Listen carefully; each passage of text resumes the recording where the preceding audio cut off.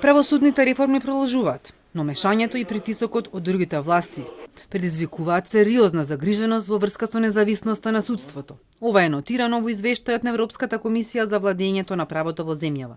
Забележено е и тоа, дека постапката за разрешување на државниот обвинител Коцевски открила недостатоци во правилата за разрешување, но и ризик од политизација.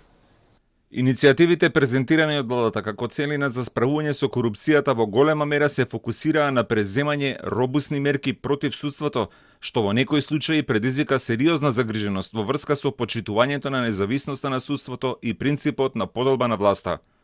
Во извештајот влегоа изјавите на власта за распуштање на судскиот совет, но и интерпелациите за 5 члена на судски избрани во собранието, како и повиците за нивни оставки.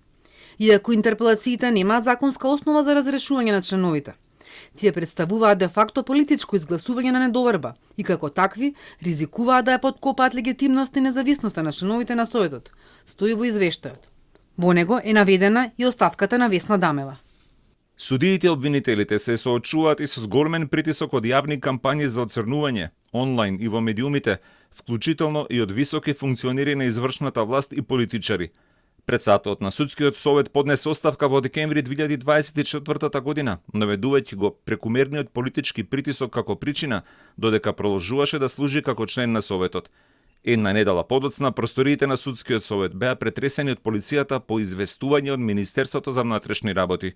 Нотирани се мерки за подобрување на транспарентноста, но и понатаму останува и одредена загриженост во врска со одлуките за назначување во судството. Ограничените финансиски ресурси во судството продолжуваат да влијаат на неговата финансиска автономија. Иако недостатокот на човечки ресурси делумно беше ублажен со нови вработувања, недостатокот на персонал останува загрижувачки, констатираат од Европската комисија.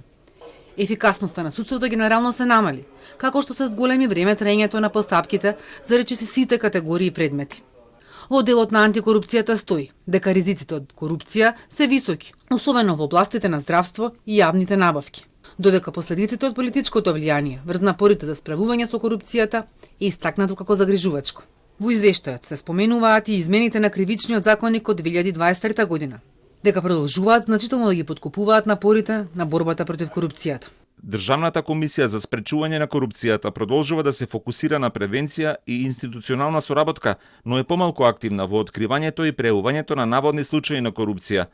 Предизвиците во ДКСК остануваат во врска со персоналот, како и финансирањето и интероперабилноста на системите за управување со податоци.